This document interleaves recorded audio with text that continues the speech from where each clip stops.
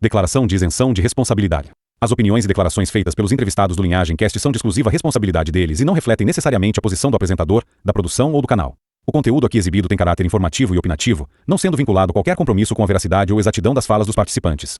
Caso você se sinta ofendido ou tenha qualquer questionamento sobre as declarações feitas neste vídeo, por favor, entre em contato conosco para esclarecimentos.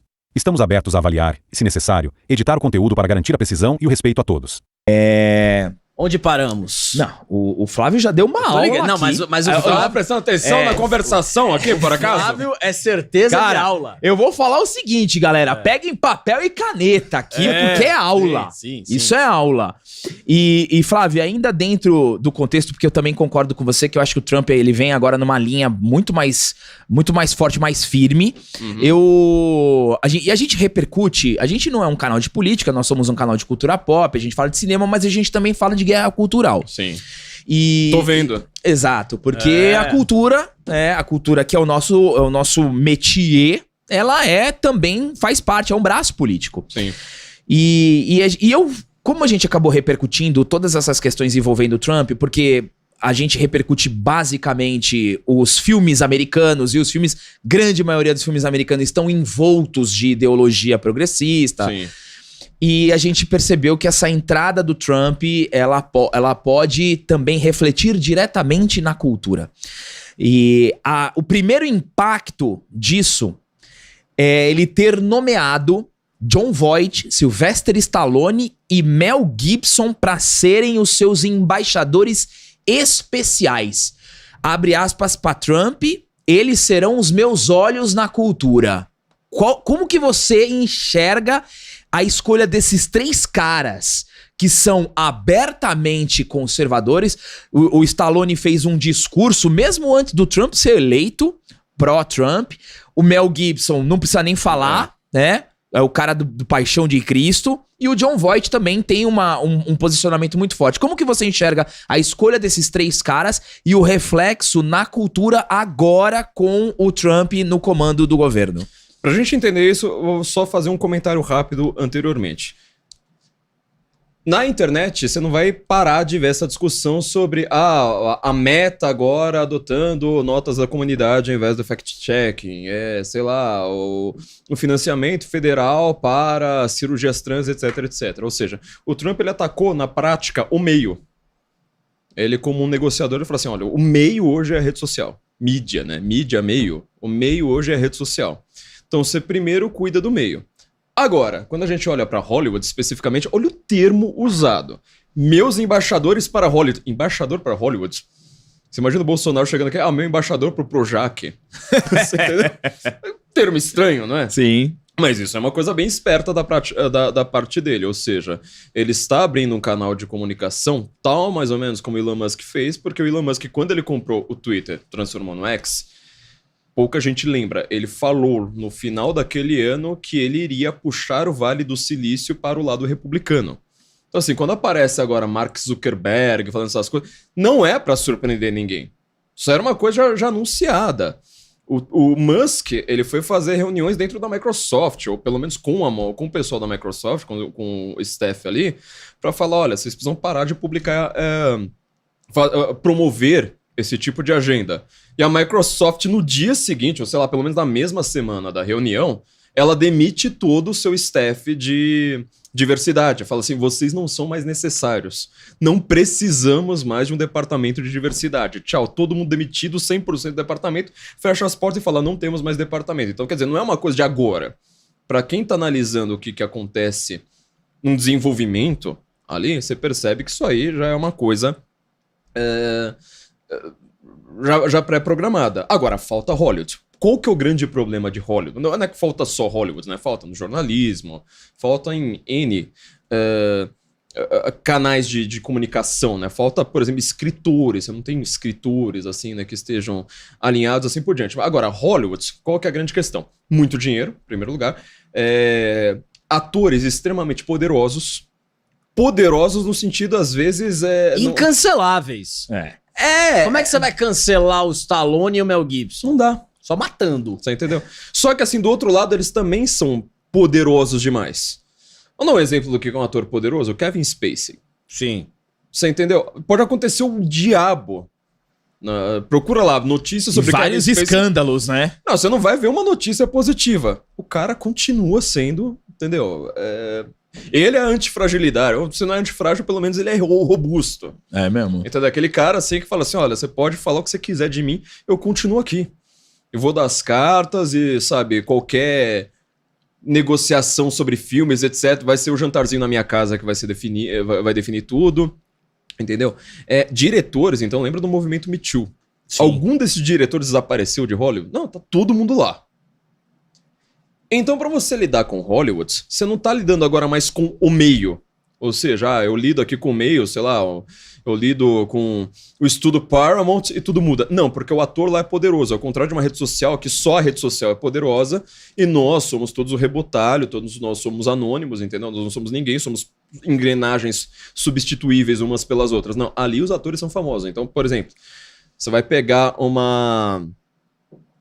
sei lá, qualquer ator poderoso de Hollywood hoje, você vai analisar o que o cara pensa, o que o cara diz. Sei lá, pega uma Jennifer Aniston. Você pega uma Meryl Streep. Pô, se a Meryl Streep fala assim, olha, eu acho que este café é melhor do que aquele outro... Não, as ações do café... Poder de influência. Ela é uma celebridade. Então, assim, ela tem um poder além da atuação. Além da fama.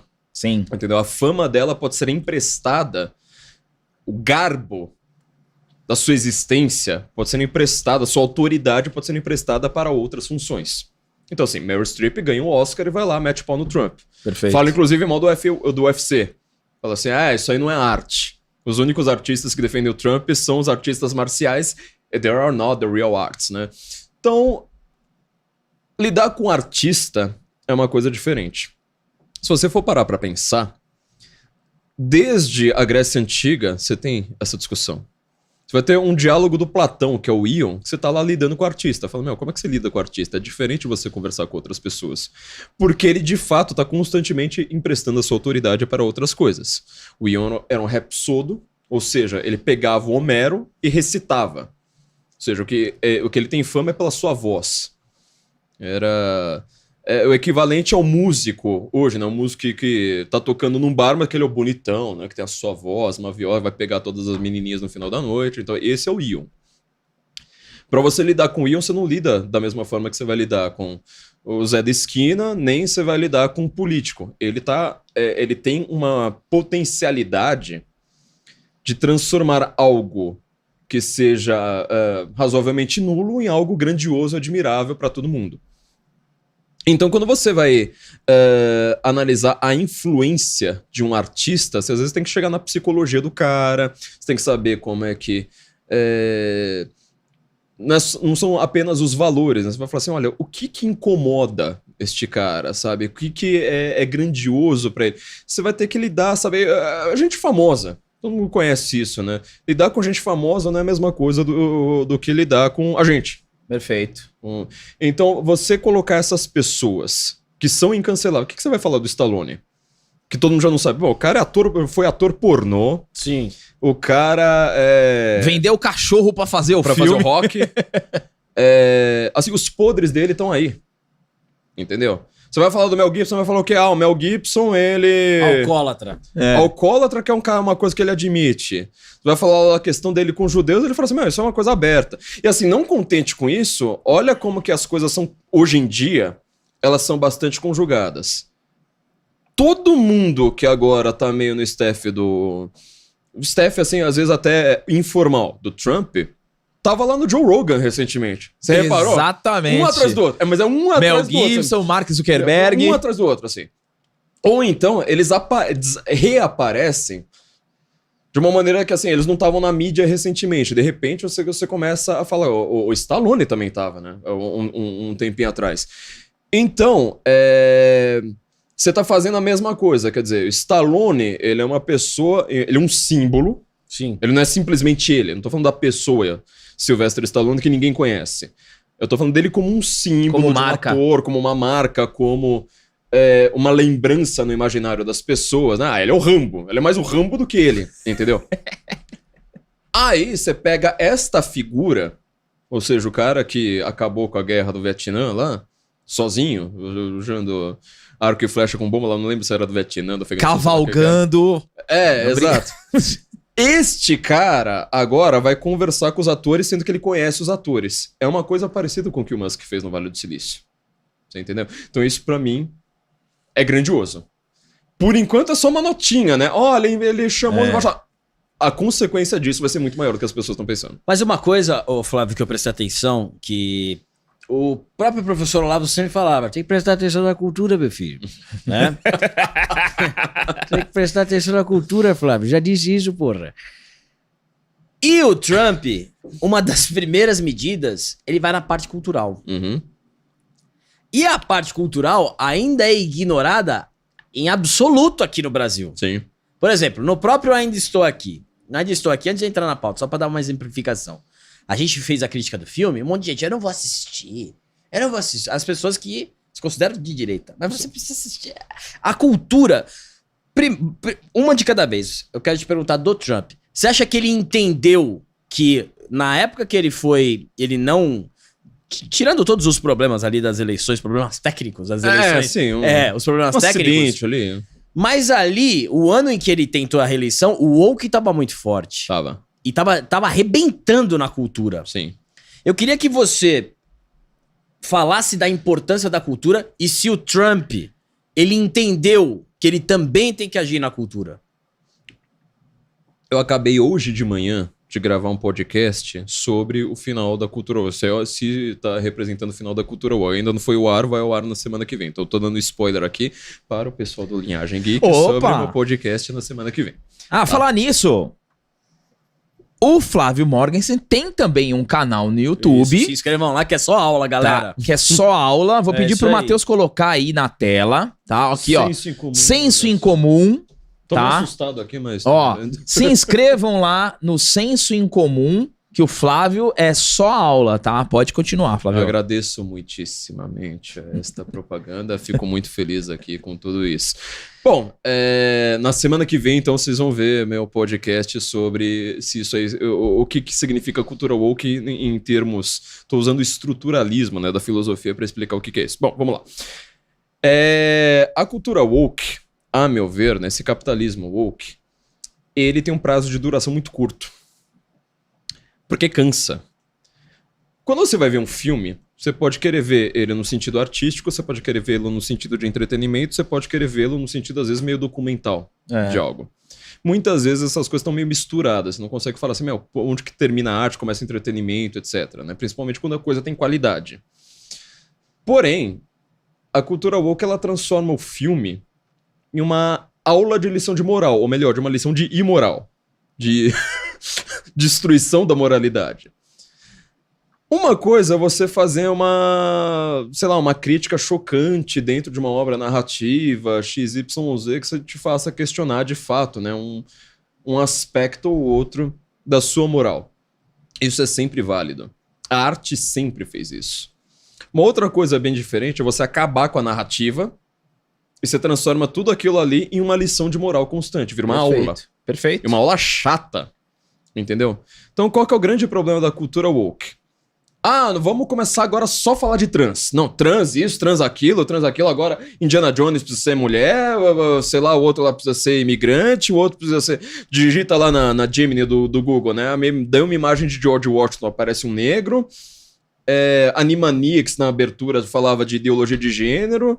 Aí não sei mais o que, beijo gay do Buzz Lightyear, no filme do Buzz. Quer dizer, não tinha beijo hétero em filme da Disney. De repente tem um beijo de duas mulheres. Assim por diante. Ora, isso acaba com a narrativa e você transforma simplesmente numa aulinha. Uma encheção de saco. Fala assim, olha, isso aqui existe. O novo Ghostbusters, ele é assim porque é uma mulher. Porque agora são todas mulheres. Então, você nunca teve problema com heroínas mulheres. Nunca. Nunca teve. O problema é que aquilo ali é constantemente falar, eu sou mulher, portanto, sabe? Vira uma coisa repetitiva. Coisa repetitiva, o que acontece com a cultura? Ao invés de você ter um manancial de histórias possíveis que você possa desfrutar. Então, Uma diversidade. de diversidade é o termo, né? Diversidade. Tipo, eu pegar o cinema nos anos 80, 90, que é o que eu tenho de referência, eu posso ver uma história de dragão, posso ver uma história de alienígena, de tiro, de amor, de, sei lá... Matrix.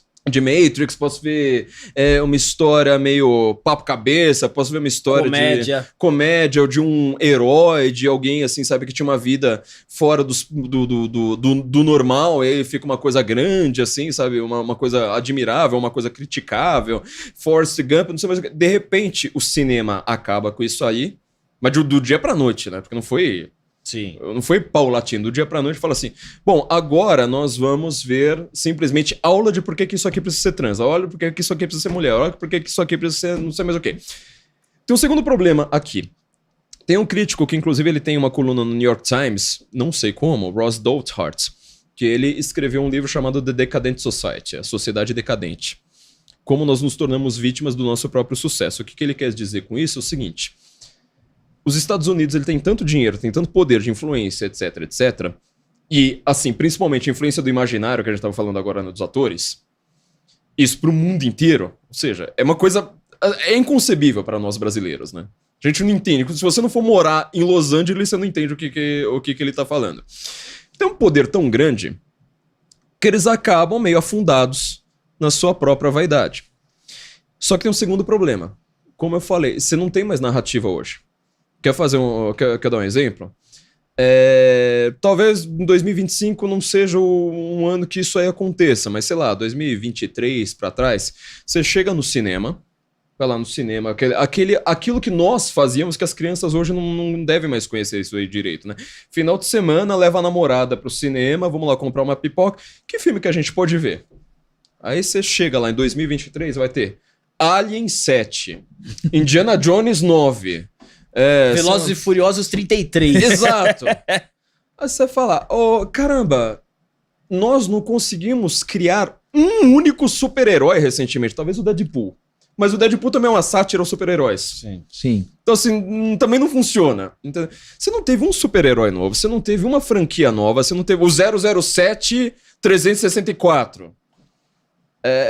Quer dizer, o que significa isso? Em primeiro lugar, você não tem mais roteiro, você não tem mais pessoas que contem histórias. Exterminador do Futuro 18, sabe? E em segundo lugar, o que é pior ainda, tudo que é woke é simplesmente uma destruição do passado. Quer dizer, o Indiana Jones 64 que a gente vai ver no cinema, eu já sei, posso presumir que esse Indiana Jones vai falar assim, olha, eu estou aqui com o chicote, mas eu vou guardar o chicote porque isso aqui é uma manifestação do meu machismo.